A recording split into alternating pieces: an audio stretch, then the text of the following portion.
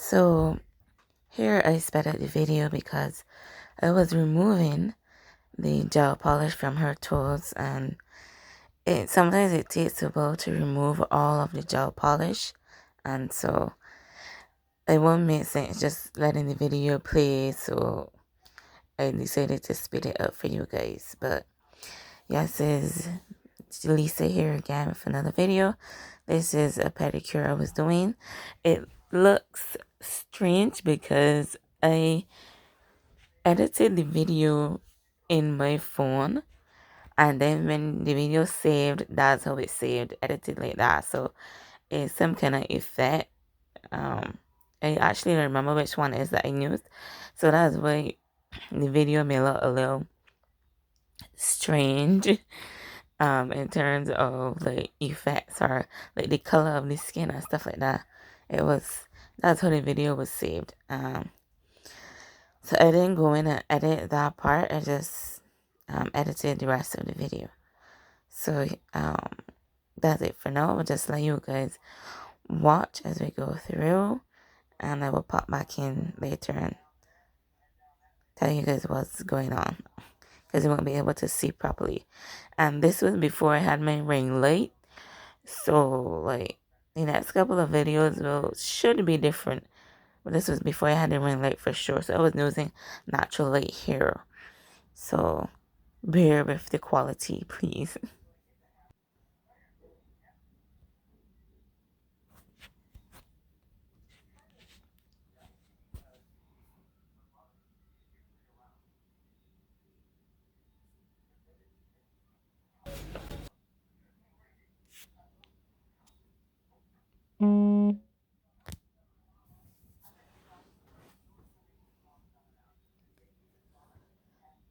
So I would usually put on the gloves in the beginning,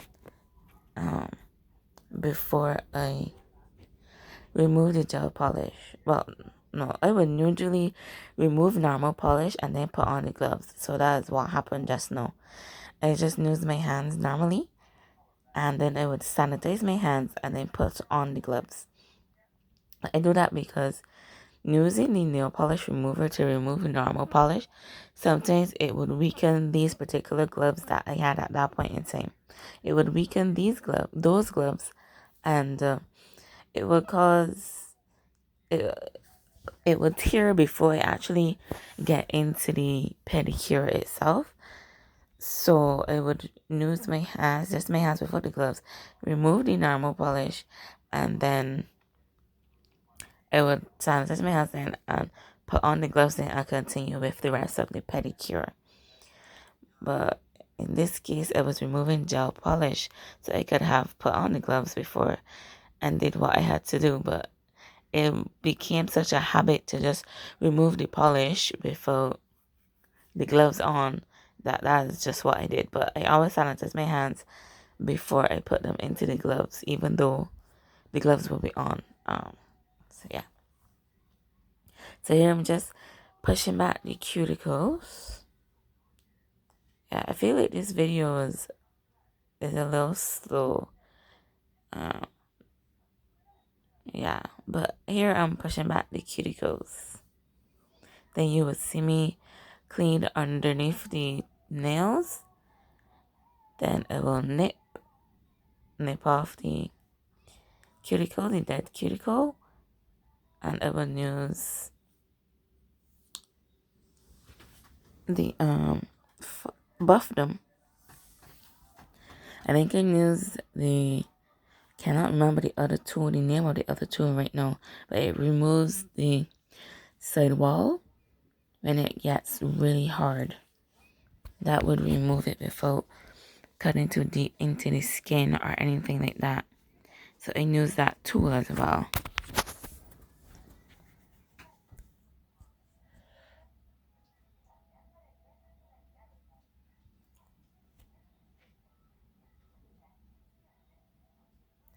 Right, so here I start to use the nipper to nip away the dead cuticle.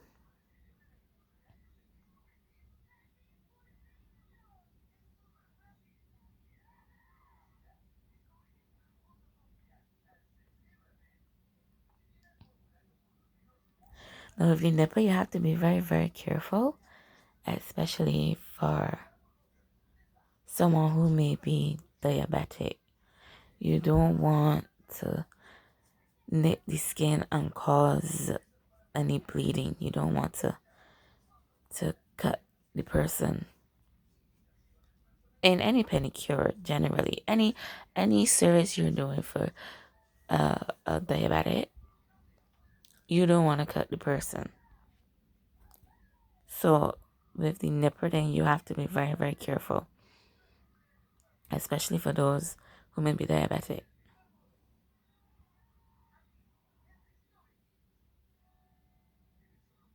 Some people are very, very tense and stiff, even though, you're having a relaxing service done. Some people are just naturally tense and stiff, and honestly, you don't even notice that your fingers are like stiff or your toes are stiff to the point where the person providing the service can't maneuver your fingers or toes the way they would like, because the fingers and toes are so stiff. Some people don't notice. I found even myself as a technician, when I'm getting my nails done, someone else is doing my nails, I have to remember to concentrate. I have to concentrate and remember to relax. Like, relax. Relax your fingers. Relax your fingers. I have to tell myself that, like, relax your fingers. Relax. Relax. I have to repeat it fairly often in my mind to relax my fingers, because you don't notice that they're so tense and stiff. So a lot of people don't notice. So sometimes you have to tell them, well, relax. And some of them would relax, but others may not know how to or notice that they are even like tense up or stiff. So you may say relax, and they will relax for like the 2 seconds that you're not touching them, and then as soon as you touch them again, it's like they're tense all over again. So that's also something else to look out for, especially like I said, with someone who may have something like diabetes, and you're nipping them or cutting their toenails, and they aren't relaxed, and your hand just happened to slip because the person is so tense. You can't really do anything with their toes, and your hand just happened to slip, and they get cut. And then you have to hope that the person is someone who really takes care of their feet as a diabetic, like clean and remove debris and fix dressings and news mirrors to look under the bottom of the feet. And you have to make sure that this person really does take care of themselves. If not, you never know what could happen to that one little nip or cut or split that they may have gotten by having a service done with you. And technically, it will not have been your fault because, well, the person wasn't relaxed. As a technician, you really have to be careful when it comes to that. So you try to tell people relax, relax, and that's why. So does you need to make sure the environment is relaxing to begin with. So yeah, just ask the person to relax. Relax, relax. So it don't cut you, relax. So it don't nip you. When you relax, it's easier for me to move your fingers or toes the way that I need to move them so I can perform the service better. Sometimes you may have to do that. I hope that the person can relax then, even if it's for like 3 seconds, you take what you get. But for someone like that, then you will have to repeat yourself a lot, asking them to relax, relax constantly. But it's best to ask the person to relax than to, you know, just sit there and let them tense up, and then you go to do something and the person is so stiff that you bend down the toe and you go to nip and it just pops back up, like flays back up. And then they're nip or they get cut. So you definitely don't want something like that to happen. So just be very, very careful nipping off the cuticle and stuff, especially with people who may have problems.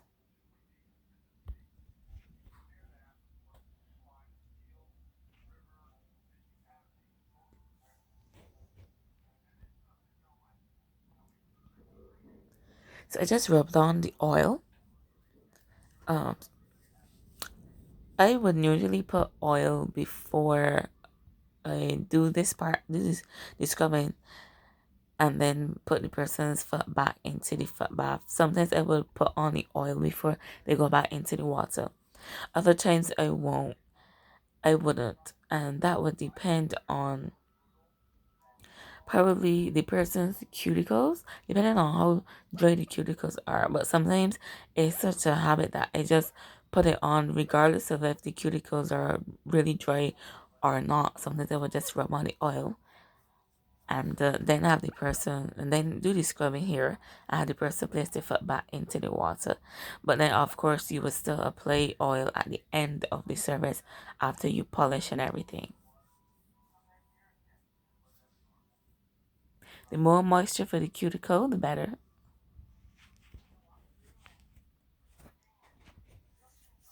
So I would usually scrub my client's feet about 3 times, depending on how bad the feet are.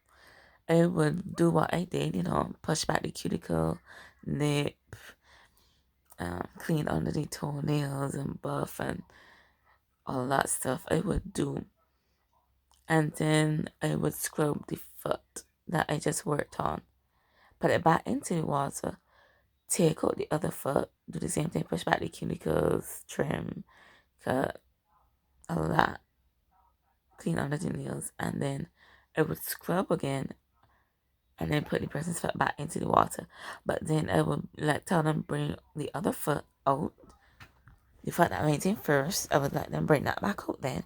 And then I would scrub the foot fresh. And then I would probably ask them to dip in their foot once or twice and bring it back. Or I would lean over and get the water and put it onto their foot myself and scrub again. So I use the rough side first and I scrub with the person's foot wet or damp because, well, I will wrap the towel around it when it comes out the water and just remove some of the excess water. So I would usually scrub a person's foot or feet when they're damp. I don't do dry scrubs. That's where the person's foot doesn't touch the water at all. You would scrub the person's foot first and then you could probably soak it in water again after and put on the scrub or whatever you may prefer to use. But I wouldn't use, I don't do dry scrubs. The person's foot is always wet or damp when I scrub. So I will scrub with the hard side and then after all of that, then I will scrub with a smooth side. For this scrub that I'm using, the burgundy side, cannot remember the color. The burgundy side is the rough side, and the dark side, the black side, is the smooth side. So you will use the smooth side then to just even out everything that you have already done. You do all that scrubbing and everything, and the black side, the smooth side, will just come and even back out everything and make everything all smooth and nice and works. If someone's foot was really, really bad, then I would use a grater. Not the one that you use for food. Although if you want to be creative, you probably could cut off the side and try it. But no, I would not recommend that. Please go buy one from a store that sells the appropriate graters to use on the bottom of the foot. Because I think the ones that you cut with may be too sharp and you may actually cut the person. So that was a joke. Don't go and buy a grater and transform it into a grater for the feet for pedicures and then say that I told you to do this. Like, please don't. So buy a grater from the store, one that is specifically made to do pedicures, and you can use that. They have some that has like a container at the back that would catch the dead skin as you scrub, and but the one I have doesn't have that, so that would just be one that would just scrub and everything would drop to the ground. So That's why you should also have like something on the ground. Like how I have on the towel. Just have something there in case, something drops, like an implement drops, because the towel will be clean. So if an implement drop on the towel, of course you will still sanitize it before you use it on the client again. But the towel is clean, so the implement is good. Implement is just tools like the sand nipper or the cuticle pusher and stuff like that. Those are implements. So I'm just doing the same thing on the other foot here, nipping away at that dead cuticle.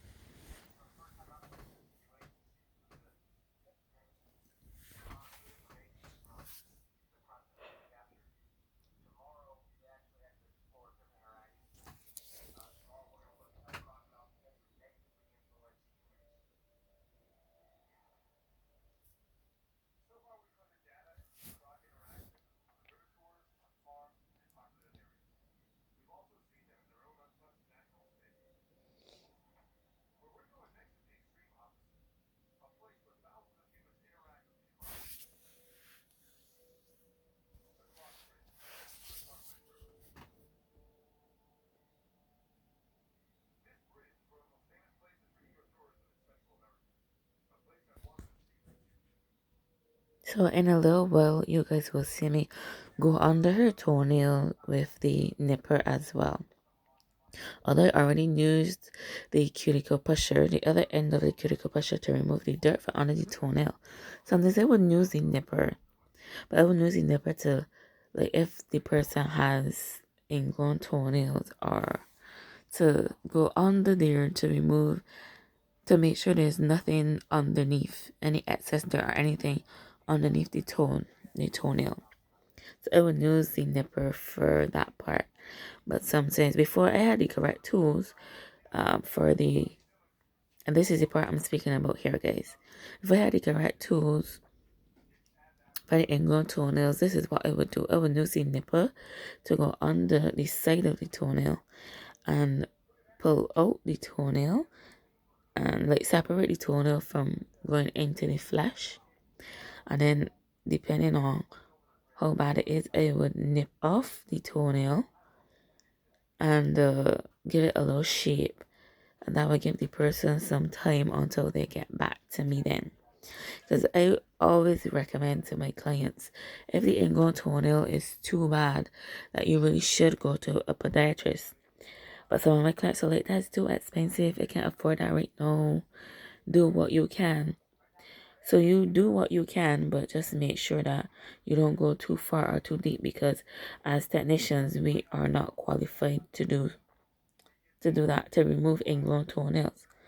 We would remove a little bit that may be at the tip of the toe, by the free edge of the nail.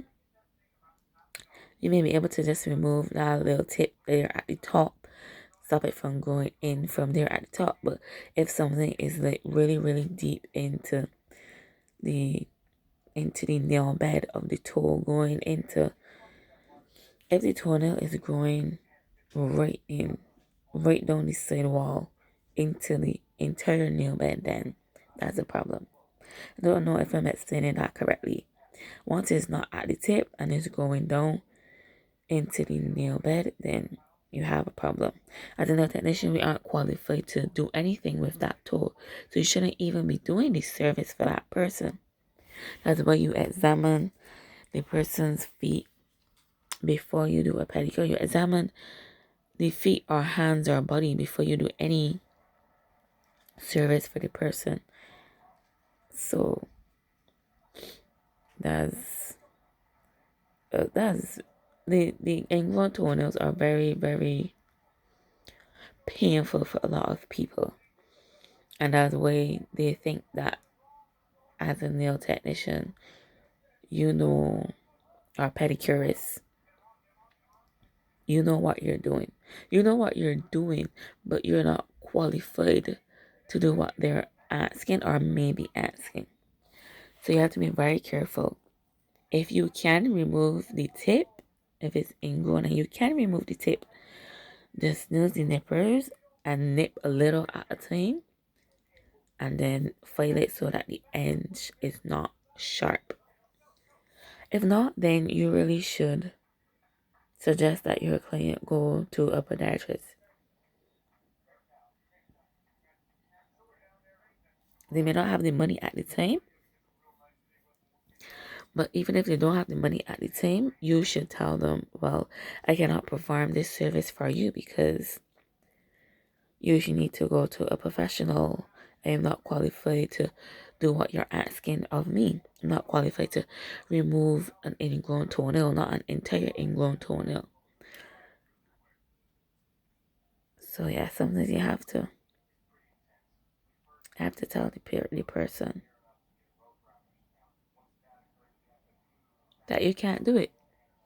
Don't be grabbing for the money because then you may do it and do something wrong and make the problem much worse than it needed to be if the person had just went to the podiatrist and had the foot dealt with.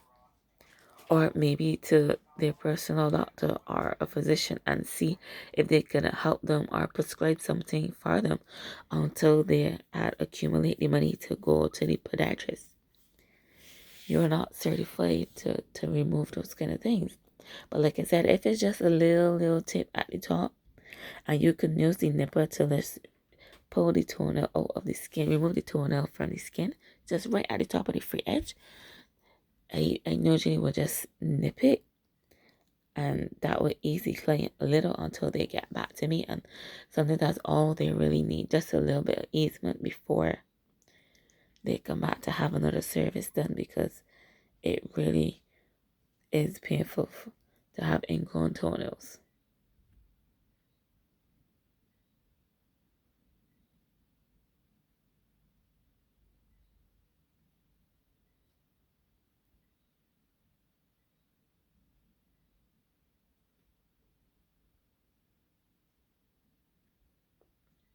So here I'm adjusting my little makeshift stand that my father made for me, because let's be honest, pedicures, no, holding up people's feet to scrub it really is an exercise. That's your cardio for the day.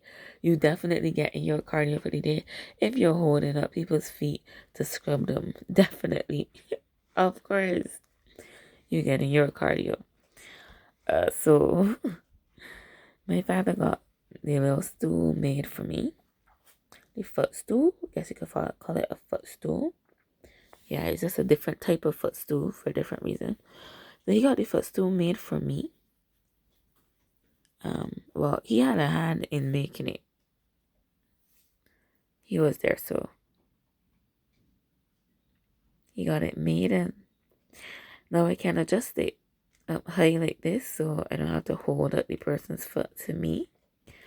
But I will try to have the foot hanging over the edge so that I still will not have to hold up the person's foot to scrub under their heel. It's a lot easier to scrub like this, definitely.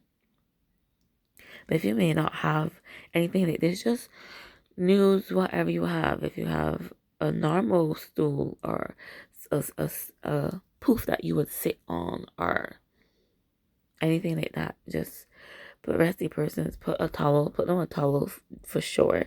I rest the person's foot on it, and it would really ease you.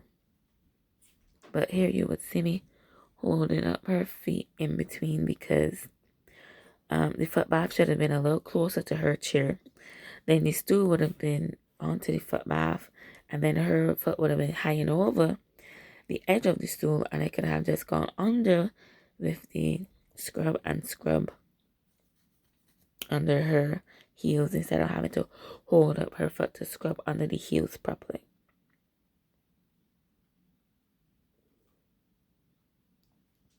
But it definitely does help. Takes the strain off of your back, off of your hands, having to hold up the person's foot for that long. And then when you finish that foot, you still have to go to the other foot. So it's like twice.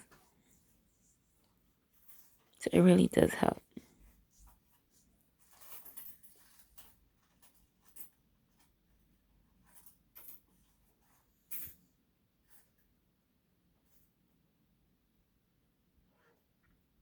So her feet aren't really bad. She wears enclosing shoes to work. So that really does help. And she tries to get a pedicure regularly. So her feet aren't really, really bad. It's just this one particular spot that I was trying to get here. This spot was, that's the spot that rubs in her shoes. So we all have that one particular spot that rubs in our shoes that gets really hard. That's her spot. And I was trying to remove some of it here. But you don't want to scrub and scrub and scrub and scrub before stopping, because then you create friction using the scrub onto the skin, and then it becomes really, really hot, and that could irritate the area, irritating the person's skin, and then they're like, this is painful, I can't wear shoes, I can't walk, it hurts because it's irritated. So you have to be careful with that. Yes, the spot is there.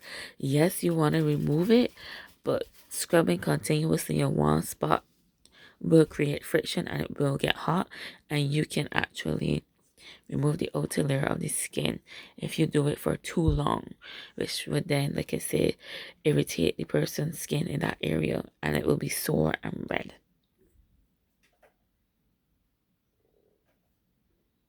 So like I was saying, her feet aren't bad because she wears the enclosure shoes, and she tries to get pedicures regularly. So I didn't have to scrub her feet um too many times, because that was the second scrub just now. This one here will be like a third scrub because she just dipped in and brought back her foot.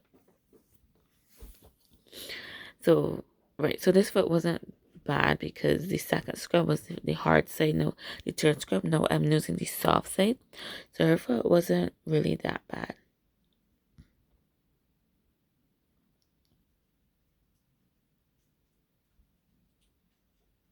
So I didn't have to scrub multiple times. I didn't have to scrub like 4 or 5 times like I may have had to done with someone whose feet were really bad.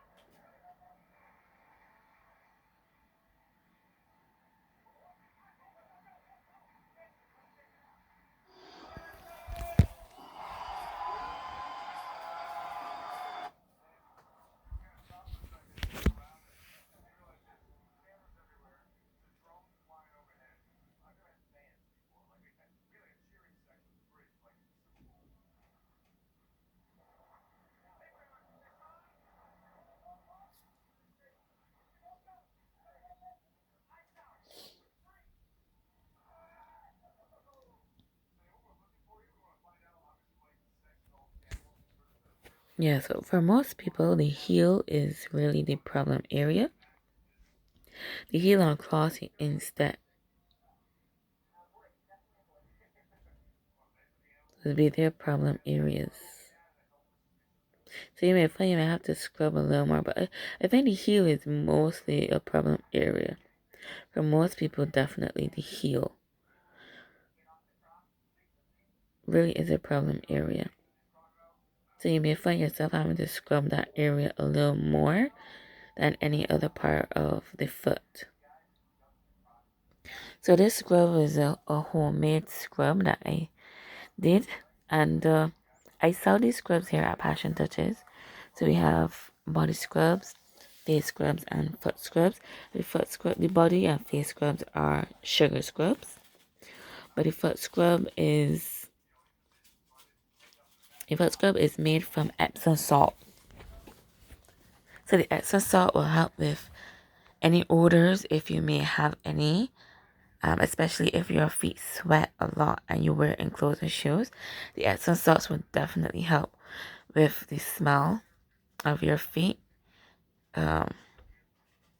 Especially if your feet sweat a lot, it will help with the soreness of the feet as well. Like if you stand a lot, you stand all day, you're just tired. The Epsom salts will help with the tiredness as well and the fatigue and stuff like that for the feet, and it will also help with the circulation, especially Epsom salts and warm water. Definitely would help with the circulation to help promote healing in that area, because I find a lot of people, we in general, do not have a balance. So we're either sitting all day for work or we're standing all day for work. There isn't really a balance in between. And then when you're standing, like you're either leaning or propping to one side, and that's not very good for for your posture. Uh, so you're just leaning to one side, and your feet will start to hurt, and they may even swell.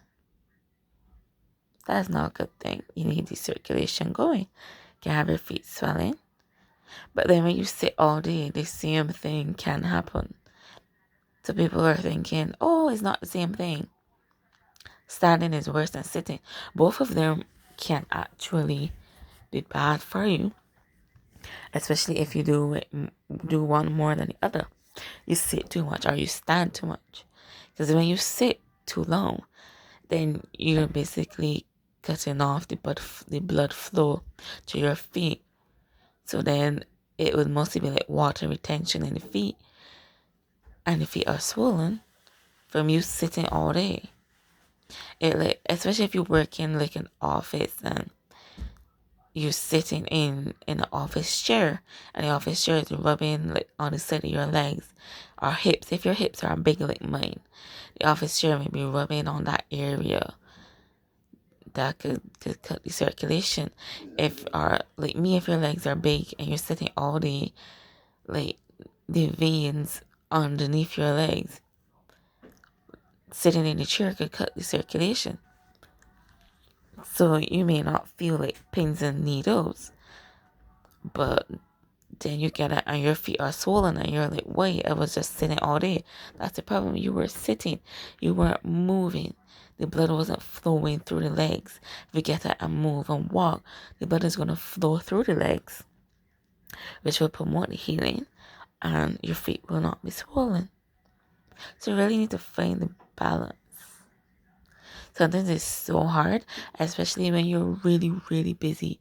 You're at work all day, you're busy, you're up and down and all around, and you don't remember if you're sitting to stand for a couple of minutes or take a little walk down the aisle and back up, or just walk around the chair a couple of times, or walk from one side of the room to the next, just to stretch the legs a little, or walk down the steps and back up, get a little blood flowing and come back and sit.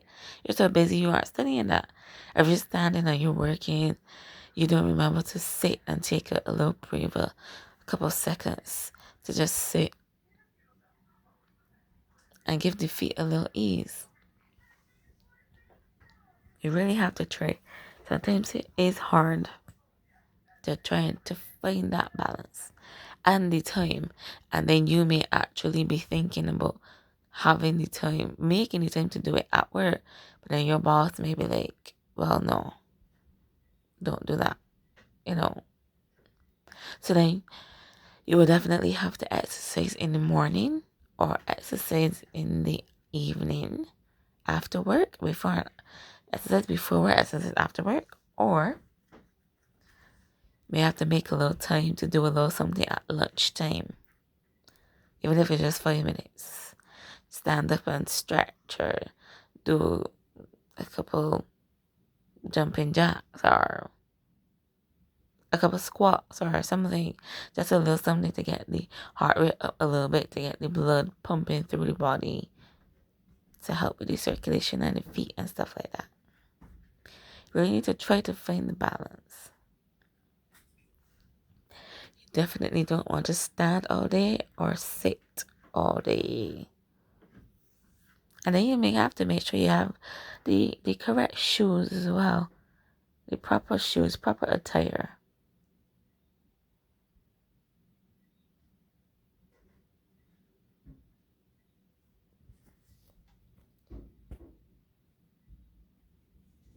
So if you stand all day, you need a particular set of shoes to help you. So if you have a fallen arch, you need shoes with an arch. If you have too much arch, then you need something that will support the arch. You know, you need to find the correct shoes to wear if you're going to be standing all day with a lot of cushion and stuff like that. Or you may also, when you're standing, you also need to pay attention to what's going on around you. Moving.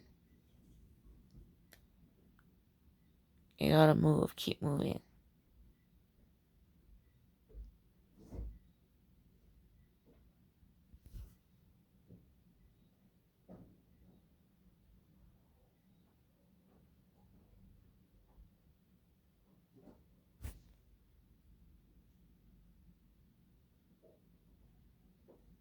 So those shoes can probably help you too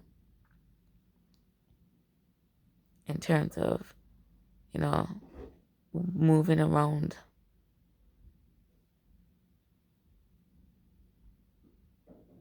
So you need the correct shoes for when you're standing long hours and the correct shoes for when you're sitting long hours.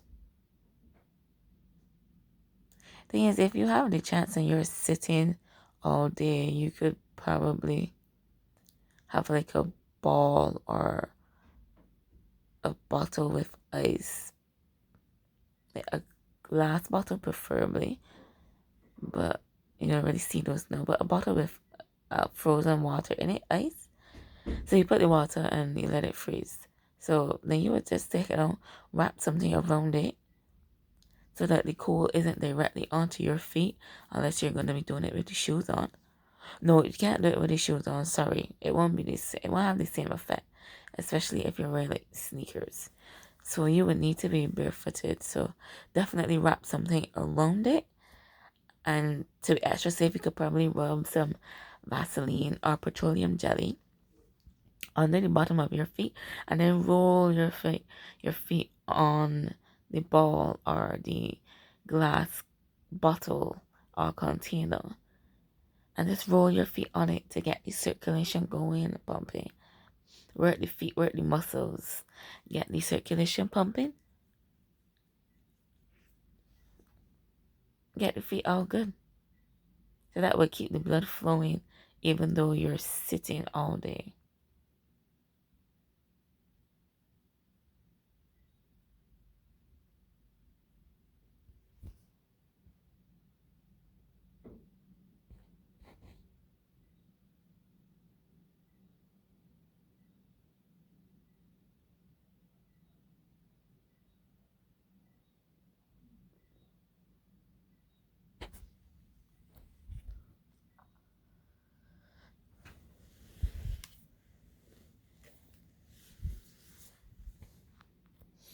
So here I'm just removing the scrub from her feet. And the good thing about sugar scrubs is that once the water starts to hit the sugar granulates, they start to dissolve very quickly. So that's a plus. This is me here removing the scrub from her feet. So the body would have already absorbed what it needed. Well, the skin would have already absorbed what it needed from the scrub, while it was doing the other foot. So just remove it now.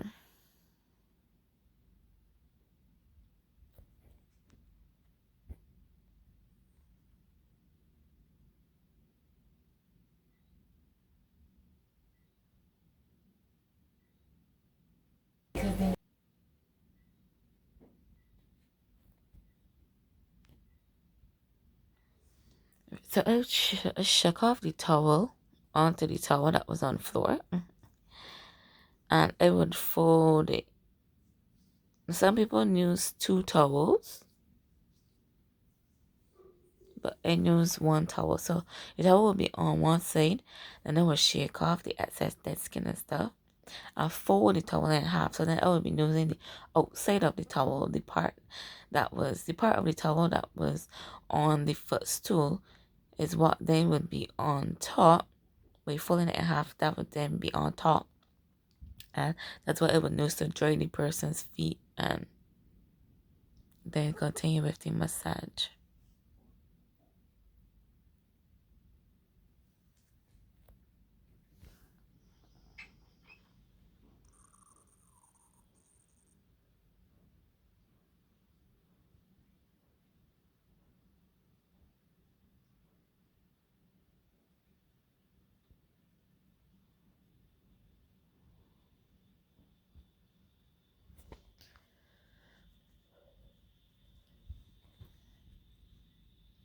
So just doing the massage here.